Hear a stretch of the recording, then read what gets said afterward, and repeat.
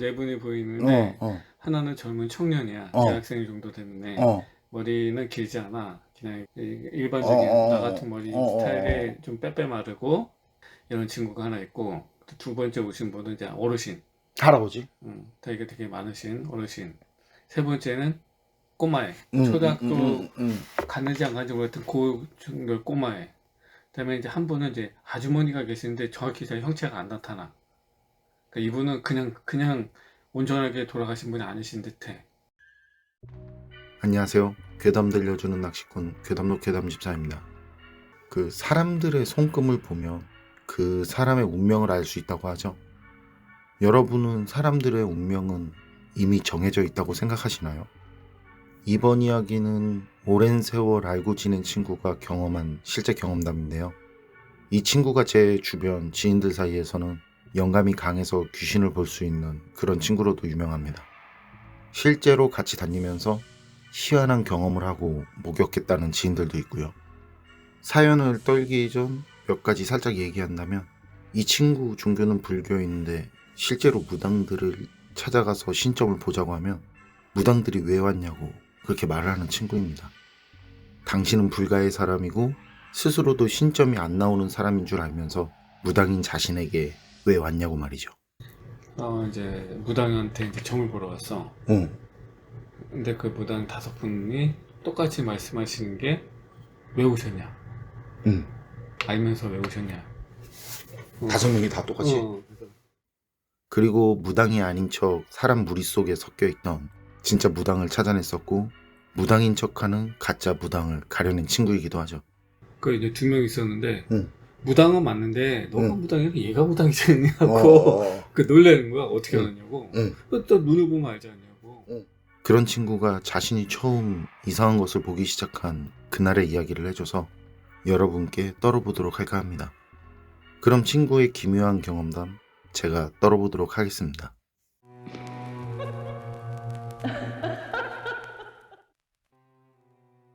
당시 친구는 소사역이라는 곳 주변에 살고 있었고, 혹시나 해서 회사와 정확한 지역은 말씀드리지 않도록 하겠습니다. 집에는 일주일에 한 번 갔었는데, 당시엔 차가 없던 친구는 열차나 직행버스를 타면 편했지만, 이것도 일주일에 한 번씩 다니면 1년으로 봤을 때 자신의 수입에 비해 적은 비용이 아니었기에 비용도 아낄 겸 금요일 퇴근 후에 전철을 타고 집에 갔다가 일요일 저녁에 다시 전철을 타고 회사가 있는 곳으로 가는 조금은 피곤한 생활을 했었다고 합니다. 친구는 회사로 가는 일요일이면 집에서 떠나기 싫은 이유도 있었지만, 늘 전철은 사람들로 붐볐었기 때문에 최대한 늦게 집에서 나왔었고, 역에 도착한 뒤 또 버스를 타고 한참을 들어가야 했는데, 이때 친구가 타는 버스는 막차였다고 합니다. 그래서 열차가 지연돼서 역에 늦게 도착해서 막차를 놓친 적도 몇 번 있었다네요. 저도 친구의 이 마음 잘 아는데요. 조금 서두르면 되는데 하겠지만 이상하게 집에서 떠나기 싫고 끌고 끌다가 막차를 타게 되는 심정. 그리고 친구가 역에서 버스를 탔을 땐 버스에는 승객들이 별로 없었다고 하고요. 이마저도 친구가 내리는 곳보다 한참 전에 모두 내려서 버스는 마치 전세를 낸 것 같았다고 하는데요. 마지막에는 늘 할머님 한 분과 같이 내렸었다고 해요. 할머님께서도 주말이면 딸을 보러 가셨다가 대구로 들어가시는 길이었다고 하네요. 이렇게 1년을 넘게 다니다 보니 친구는 할머님과 안면도 트고, 버스에 올라타면 먼저 앉아 계신 할머니 그 뒷좌석이나 앞좌석에 앉아서 가볍게 인사도 나누고 음료수도 서로 주고받는 사이가 되었다고 합니다. 그날도 친구는 역에서 내린 뒤 버스 막차를 타고 먼저 앉아 계신 할머니 앞쪽으로 가서 인사를 드린 후 앉았다는데요. 을에 계시겠거니 하고 미리 준비한 음료수도 드리면서요. 얼마나 갔을까요?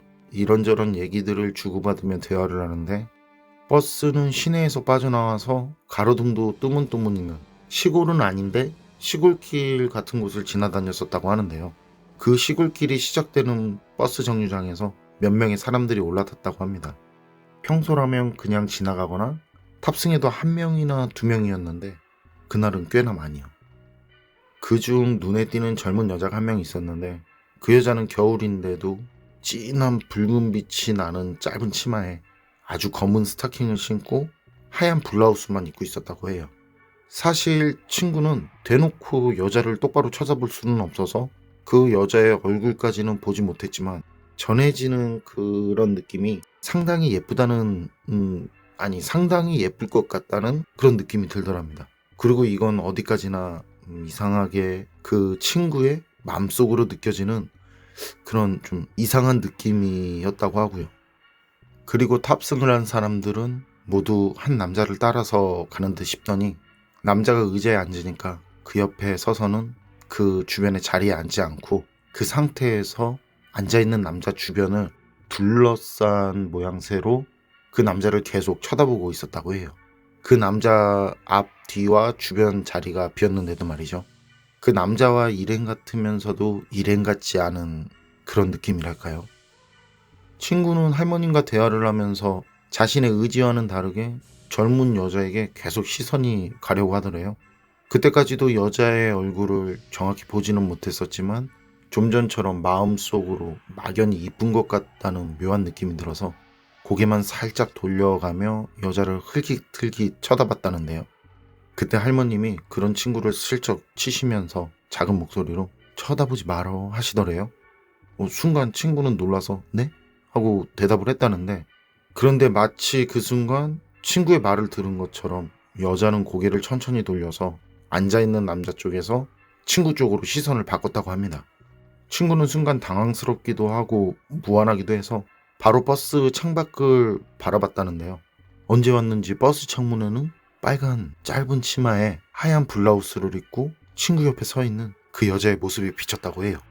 그 모습을 본 뒤에는 실제로 몸이 오싹하고 뭔가 가슴이 눌리는 듯하고 말로 설명하기 힘든 기분이 들어서 도저히 고개를 들어 차창에 비친 그 여자를 더는 못 보겠더라고 합니다. 그래서 친구는 눈을 감고 자는 척을 했다고 하는데요. 그렇게 한참을 가다가 슬쩍 다시 차창을 바라보니 그 아까 여자는 보이지 않았고 슬쩍 눈을 돌려보니까 아까 앉아있던 남자와 함께 같이 그 버스를 탄 다른 사람들이 있던 그 자리로 돌아갔다고 합니다. 그리고 몇 정거장 지난 뒤 앉아있던 남자는 내리려는 듯 일어서서 버스 뒷문 쪽으로 움직였고 젊은 여자를 포함한 함께 올라탄 사람들은 그 남자의 뒤를 따라 같이 버스 뒷문 쪽으로 움직였다고 하는데요. 그 사람들이 내린 뒤 할머님께서 친구에게 조용히 말씀하시더래요. 아까 그게 보여? 이젠 보이나 보다. 그것들 사람 아니야. 할머님은 아까 앉아있던 남자를 제외하고는 다들 망자들이었다고 하는데 그 여자를 계속 쳐다봤으면 운 나쁘면 죽었을지도 모른다는 말을 했다고 해요. 그리고 망자들은 같이 올라탄 남자에게 붙어 있었는데 친구가 쳐다보니까 그 여자 귀신도 그 친구가 자신을 볼 수 있나 싶어서 친구에게 왔었던 거라고 하셨답니다. 그런 말 있잖아요. 귀신이 자신을 보거나 자신 얘기를 하면 온다고. 그럼 지금 귀신 얘기를 하는 저는 이것과 관련해서 이 친구가 제게 한 말도 있는데 이것도 다음에 떨어뜨리도록 할게요. 하여튼 그리고 할머님은 그 뒤로 말씀을 이어나가셨다는데요. 예전에 할머님이 친구 손금을 봐준 적이 있었다는데 그때 봤을 땐 생명선이 길어서 크게 걱정은 안 했었지만 그날 그 망자들을 보는 것 같아서 보지 말라고 하셨었다고 하셨대요. 그리고 그런 거 꼬이면 좋을 게 없다면서 아직 친구가 망자와 생인을 구분하지 못하는 것 같으니까 이상하다 싶으면 그냥 쳐다보지 말라고 말씀을 하셨다고 해요. 그리고 친구의 손금을 보고 다른 몇 가지들을 말씀하셨다는데 20년이 지난 지금 친구가 그 할머님 말을 생각하면 그게 거의 맞아 떨어졌다고 합니다. 그리고 할머님에 관한 이야기는 나중에 다시 다루겠지만 친구도 나중에 알게 된 이야기인데 그 할머님은 사실 그 동네에서는 오래전부터 유명한 무당이었다고 합니다. 어쨌든 친구는 그날 이후부터 조금씩 이상한 존재들을 느끼고 볼 수 있게 되었다고 하는데요. 처음엔 구분하기 힘들었다고 하네요.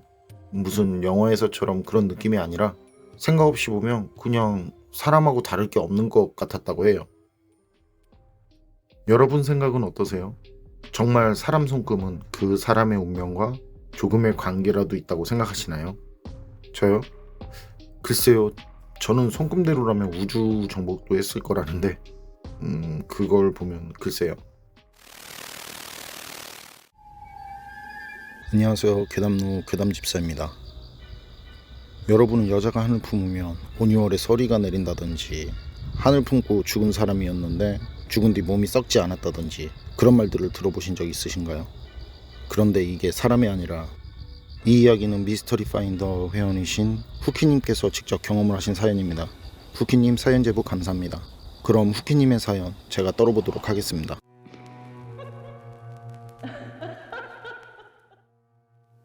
제보자님은 8년 전쯤 강원도의 어느 작은 면단위 동네에서 부모님과 함께 밭농사를 지으며 사셨다고 해요. 집 뒤쪽으로는 작은 산이 있었는데 그 산 덕분에 공기도 좋고, 낮에는 새소리에 흥이 나고 밤에는 풀벌레 소리에 잠들고 정말 사람 살기 좋은 동네였다고 합니다. 특히 그 밤하늘 별은 어찌또 그리 이쁜지, 그리고 동네 인심도 좋고 사건 사고도 없어서 동네 분들 모두가 친하게 지내는 곳이라 문을 잠그거나 닫을 필요도 없이 그냥 지낼 정도였다고 해요. 제보자님의 아버님께서도 여름이면 밭농사를 하시고 지친 몸으로 들어오신 뒤 시원하게 씻으시고 문을 활짝 연 다음 주무시기를 좋아하셨다고 해요. 옛 집들을 보면 집 창문들이 낮은 집들이 많은데 제보자님의 집도 그런 타입의 집이었다고 해요. 특히 안방 창문이 좀 더 낮고 바로 앞에 마당이 있는 구조였고, 마당 바로 앞에는 소소하게 채소 등을 키울 수 있는 작은 텃밭도 있었다고 합니다. 안방 창문을 열고 기대 누워 밖을 보고 있으면 평온함을 주는 그런 집이었다고 해요. 그리고 그 창문 옆에는 낮은 장롱이 있어서 누워서 주무시게 되면 그 장롱 쪽으로 머리를 두고 주무셨다고 합니다. 제보를 해주신 그 일이 있던 그 여름날도 제보자님 아버님께서는 밭일을 마치신 뒤에 고단한 몸으로 들어오셔서 씻고 안방 창문을 열고 장롱 쪽으로 머리를 드신 뒤 잠을 주무셨다고 합니다. 제보자님은 그때 마당에서 별을 보며 누워 계셨는데 그때 갑자기 안방에서 아버님 목소리가 들리더래요. 아주 화가 나고 놀라신 목소리였는데, 아니 이게 뭐냐고, 이게 왜 여기에 있냐고 하시면서요. 그리고 잠시 후 손엔 커다란 구렁이를 들고 나오셨는데, 제보자님 아버님 말씀이 그 구렁이가 장롱에 몸을 걸치고 아버님 얼굴 위로 내려와서 가더랍니다. 그래서 놀란 아버님은 바로 그 자리에서 구렁이를 주우셨고 들고 나오셔서 마당 앞 텃밭에 던져버리셨다고 해요. 그리고 제보자님 어머니께서 구렁이를 묻어주려고 하자 들짐승이나 고양이 먹이하게 그냥 두라고 하셨답니다. 제보자님은 이 모습을 보면서 그때부터 좀 불안하셨다고 해요. 왠지 저렇게 죽이면 안 될 것 같은데, 왠지 저렇게 그냥 두면 안 될 것 같은데 하는 그런 불안감이요. 그런데 이상하게 하루가 지나고 이틀이 지나고 사흘이 지나도 구렁이는 그냥 그 자리에 있더랍니다. 당시 동네에는 산짐승들도 자주 내려오고 고양이들도 많아서 물고 가면 한참 전에 물고 갔을 텐데 이상하게 그냥 그대로 있더래요. 그리고 썩는 냄새도 나지 않고 비늘 빛깔도 그대로라 혹시 살아있는 건가 하는 생각도 들더랍니다. 그런데 죽은 건 확실했다고 해요. 막대기로 찔러봐도 안 움직이고 작은 돌을 던져봐도 움직임 하나 없었으니까요. 그런데 그렇게 생각을 한 다음날 이 구렁이가 사라졌다고 해요. 부모님과 제보자님 모두 계셨었는데 산짐승이 오거나 고양이가 보이지도 않았는데 어느 순간 보니까 구렁이가 글쎄 그 자리에 보이지 않더랍니다. 그리고 제보자님과 부모님께서도 이 상황을 보시고 정말 신기하다며 이야기한 게 생각이 나신답니다. 그 뒤로 며칠이 지났을 무렵 밭에서 돌아오신 아버님께서는 목이 타신다며 더위도 떨칠 겸 탁주를 한잔 하셨는데 다시 밭에 나가셔야 해서 정말 얼마 드시지도 않으셨다고 하세요. 그런데 취기가 올라온다고 하시더래요. 술이 약하신 분도 아닌데 말이죠. 그리고 화장실을 가시다가 넘어지셨는데 미끄럽거나 턱이 있는 곳도 아니라서 정말 넘어질 것도 아니었고 그렇게 강하게 넘어진 것도 아니신데 전혀 움직이지를 못하시고 고통을 호소하셔서 바로 병원으로 갔더니 골반뼈가 골절되셨다고 합니다. 그리고 전혀 움직이지도 못하시는 상태가 되셨는데 그 상태에서 폐혈증까지 걸리셔서 넘어지시고 한 달 만에 돌아가셨다고 해요. 그런데 아버님께서는 돌아가시기 전 제보자님과 어머님께 말씀을 하시더래요. 눈앞에 굉장히 큰 뱀이 또아리를 들고 앉아있는데 아버님을 째려보더랍니다. 그 길다란 혀를 낼름낼름거리면서요. 그렇게 계속 혀를 낼름거리면서 소리를 내고 있더래요. 제보자님 아버님께서는 생전 이런 것들을 다른 곳에서 들으시면 그냥 헛소리라고 웃어넘기시고 믿지 않는 분이셨는데 돌아가시면서 이런 말씀을 하시니 제보자님과 어머님은 좀 놀라셨다고 해요. 그리고 마지막으로 힘을 짜낸 듯한 목소리로 말씀을 하시더래요. 내가 그때 뱀을 죽이고 그렇게 버려서 벌을 받나 보다라고. 묻어라도 줬어야 하는데 라고. 그리고 제보자님께 말씀을 하셨답니다. 너는 이유 없이 살생하지 말라고요. 지금도 제보자님 어머니께서는 아버님 기일이 되거나 아버님이 떠오르시면 그 구렁이가 네 아빠 데려간 거다라고 말씀을 하신다고 해요.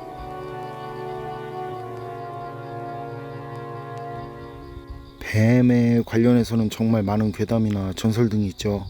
그중 혹시 만인사라는 뱀 전설 아시나요? 제가 쓰는 위령사라는 괴담소설 소재로도 다룬 전설인데요. 이게 또 구묘 뺨치는 전설인데 세종실록에 전해지는 얘기라고 해요. 만인사라는 뱀이 있는데 이 뱀은 사람을 잡아먹는 뱀이라고 해요. 그런데 특이한 게 사람을 잡아먹으면 그 잡아먹힌 사람의 피가 만인사의 몸에 응축이 되는데 이렇게 만 명을 잡아먹게 되면 만인혈석 또는 모수어라라는 검푸른 돌이 생겨난다고 합니다. 그리고 이걸 가루를 내서 마시면 못 고치는 병이 없었다고 전해지는데 만인혈석을 만인사를 잡아서 배를 갈라서 뽑아내냐? 그건 또 아니더라고요. 이 뱀을 잡아먹는 여의조라는 괴조가 있는데 이 새가 만인사를 잡아먹고 싸면 거기에 소화되지 않은 만인혈석이 나와서 사람들은 그 배설물에 섞인 만인혈석을 구했었다고 전해진답니다. 또 얘기가 전설로 빠졌네요. 어찌되었든 정말 신기한 것 같아요.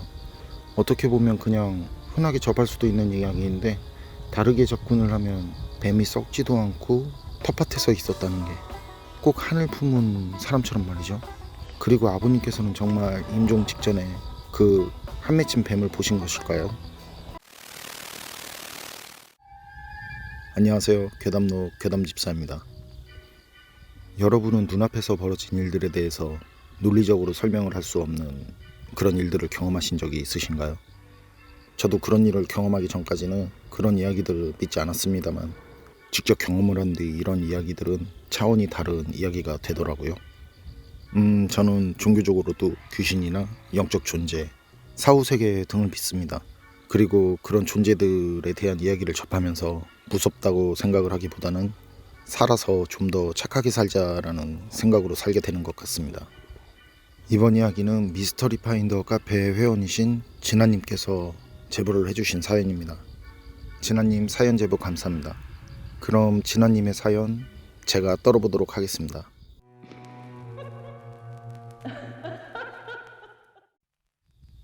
진아님께서 초등학교 2학년 때 경험을 하신 사연이라고 합니다. 당시 진아님은 주기적으로 비교적 자주 가족 외식을 하셨었다고 하세요.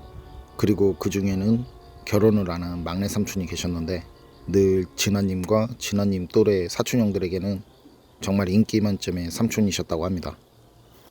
어른들은 서로 만나면 그때 당시에는 진아님과 또래 사촌형들은 알 수 없는 그런 인생 살아가는 이야기들만 하셨는데 이렇게 막내 삼촌은 늘 조카들과 함께 해주시는 다정한 분이셨다고 하세요.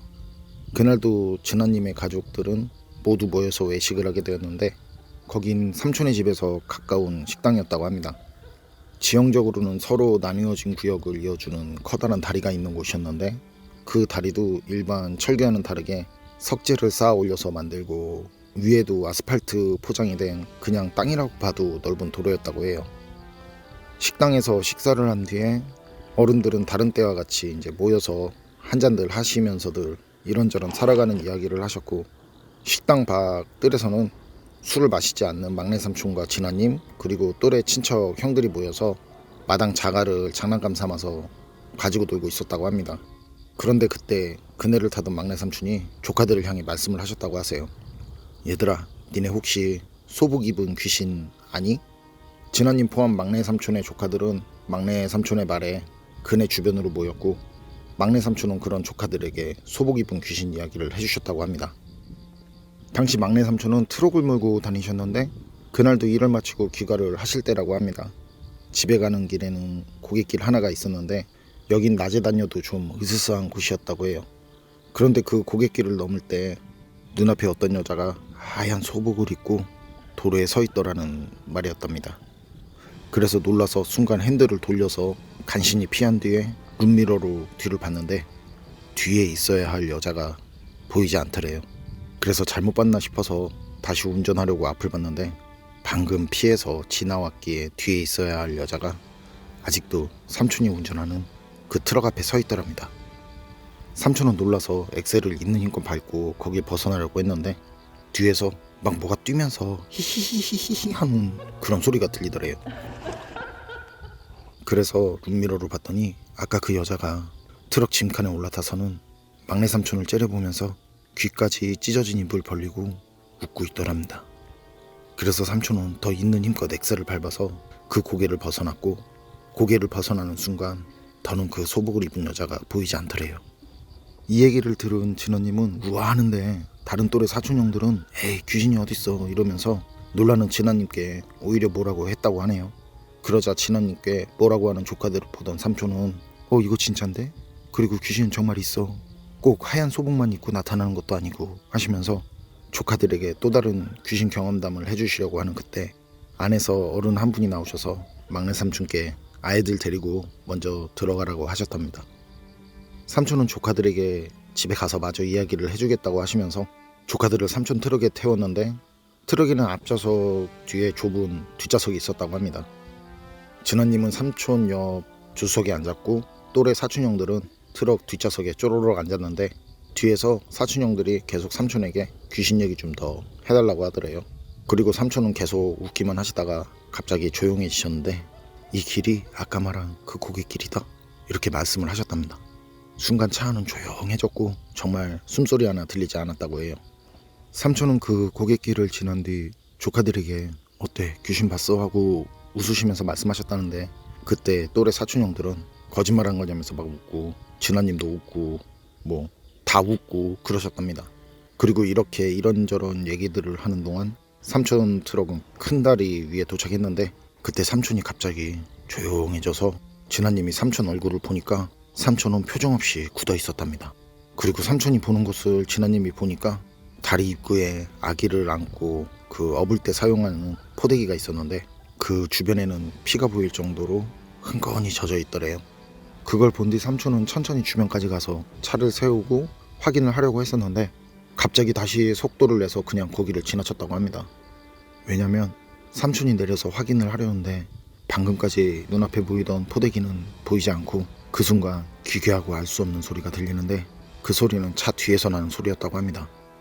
그래서 삼촌은 내리려다 말고 바로 엑셀을 밟아서 거길 벗어나려고 했는데 아스팔트로 잘 포장된 도로인데도 비포장 도로를 달리는 것 마냥 뒷 짐칸에서 계속 쿵쿵쿵쿵 차 안은 그냥 뭐 난리가 났었다고 해요.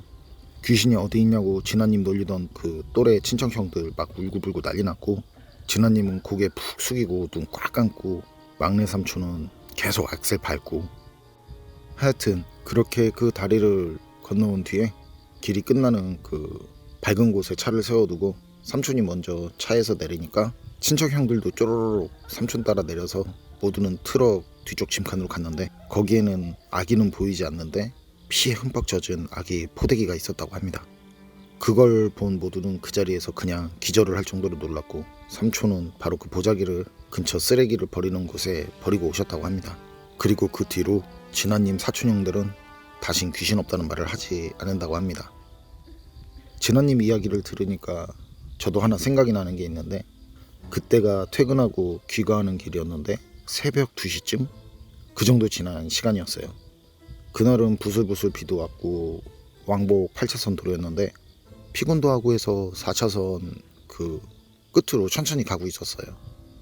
늦은 시간이라 차들도 정말 하나도 없었습니다. 늘 거긴 뭐 그랬으니까 별로 이상할 것도 없었는데 언제 나타났는지 갑자기 뭐가 눈앞에서 막 달리고 있더라고요. 시커먼 옷을 입어서 정말 가까이 가기 전까지는 진짜 정말 보이지 않았는데 그 시간에 그리고 더군다나 그렇게 비가 내리는 날 운동을 하는 사람처럼 보이지는 않았고 그래서 한번 시겁하고 피해서 지나왔는데 어두워서 그런지 사이드미러에도 룸밀러에도 그 사람은 보이지 않더라고요. 그리고 저는 그냥 다행이다 하고 운전을 하는데 이건 뭐 또 앞에 아까랑 비슷한 게 달리고 있는 거예요. 진짜 그때는 오싹하더라고요. 그래서 그 사람이 달리는 걸 피하려고 2차선 쪽으로 들어와서 지나쳤는데 이번에도 룸밀러랑 사이드밀러로 보는데 아무것도 보이지 않더라고요. 그리고 이제 저는 그 뒤 나온 그 큰 교차로가 있어요. 그 교차로에서 신호대기를 하는데 그 시간에 그 늦은 시간이고 하니까 거기에 진짜 차들도 없었어요. 근데 그 넓은 도로에 진짜 저 하나 딱 있는데 뒤에서 끼기기기 소리가 들리는 거예요. 그 다음에 쾅! 뒷차가 저를 받아서 추돌 사고가 났는데 그 일로 저는 한 달 넘게 병원에 입원해 있었습니다. 진짜 그 넓은데 딱 저 한 대 있는데 그걸 와서 들이받는. 그리고 그 전에 보였던 그 두 사람, 진짜 사람일 수도 있겠죠. 사람일 수도 있는데 뭐 글쎄요. 그리고 밤에 검은 옷 입고 다니면 정말 위험할 것 같아요. 정말 위험하죠. 그런 경험이 있었습니다. 여러분 생각은 어떠신가요? 바닥에 떨어져 있던 아기 포대기, 그게 왜 달리는 트럭 빈칸에 어떻게 날아왔을까요? 그리고 포장이 잘 된 넓은 아스팔트로 된 다리인데 어떻게 짐칸에서 쿵쿵쿵 소리가 났을까요? 무엇보다 왜 포대기는 피에 흠뻑 젖어서 그 다리 위에 있었던 걸까요? 우리 이웃 중에는 귀신이나 악령보다 하루 한 끼가 더 걱정이고 무서운 분들이 계십니다. 직접적인 도움을 줄 수 없다고 해도 마음만은 늘 그분들과 함께 해주시기를 부탁드립니다. 부디 그분들에게서 눈을 돌리지 말아주세요. 그분들은 우리의 도움이 필요한 소중한 우리의 이웃입니다. 괴담록 오늘 이야기는 여기까지입니다. 그럼 저는 다음에 또 다른 사연으로 찾아뵙겠습니다. 늘 건강하시고 평온하세요. 감사합니다.